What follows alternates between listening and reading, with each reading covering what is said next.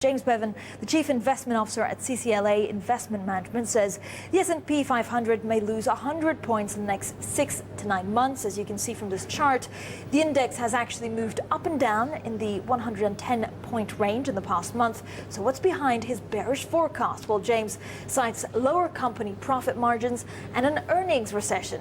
Now, for more, let's talk to the man himself. Thanks so much for being on the program, James. In terms of what we're seeing, volatility is really the name of the game.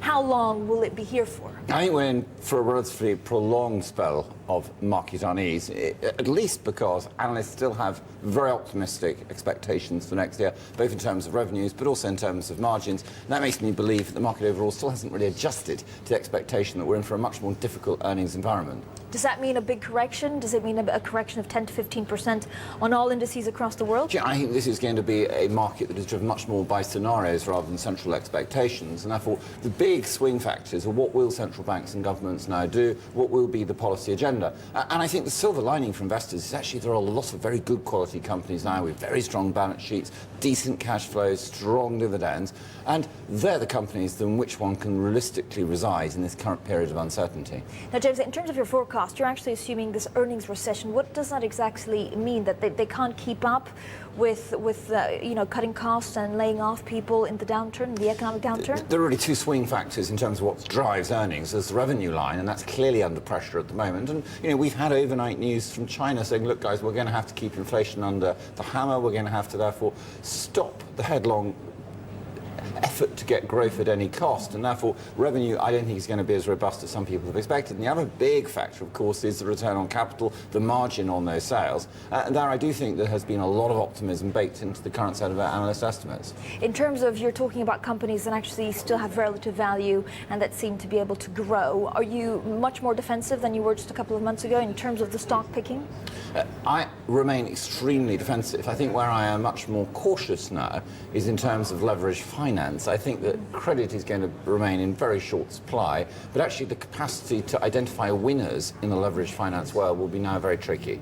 And so are you staying away from that completely, or will you just have to tread more carefully? Very, very carefully. But I think that because there is so much value now available in common stock, where there are really very good quality balance sheets. One of the things about who's in debt and who's not is governments and people who are in debt, companies by and large still in credit, and that's an extraordinary position to be in. And I think that investors can take real advantage of that opportunity. Is it easier being a company on a bigger index such as the Footsie? We have a new company joining the Footsie today, or is it actually almost better to be under the radar?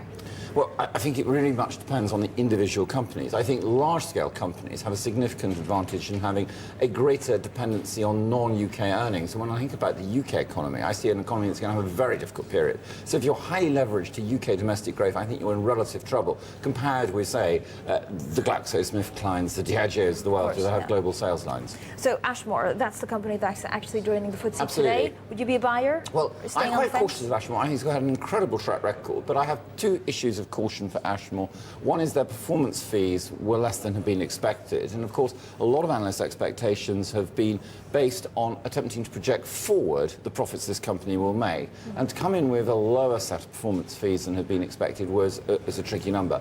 The second issue is that everybody knows that Ashmore has been extremely good at bringing in emerging market debt mandates, and the real challenge is how much is the share price already up with events. Now, the swing factor for Ashmore is what are they going to do with the cash that they've accumulated through this period of plenty. And I think a lot of people had expected that they were going to announce material give back of that cash to investors. They've hung on to it. That makes me worry that they're going to make an acquisition. If they make an acquisition, it may well end up being earnings dilutive. And in terms of your defensive portfolio, I mean, I see a lot of the big names, Johnson & Johnson, Procter & Gamble, some of the pharmaceutical companies. I wonder, what do you make of luxury companies? Because we'll have, for the first time, actually, Prada's coming out with results since its IPO. We have Ferragamo. I'm really excited by some of the luxury good companies. I see opportunities to grow revenues and to keep margins high. And we're buyers of companies like Tod's, for example, where we see some real opportunities for driving shoes to make greater inroads in the global marketplace. We're also a buyer of Hugo Boss, where we think that the margins and the sales strategy are really very clever, very well positioned.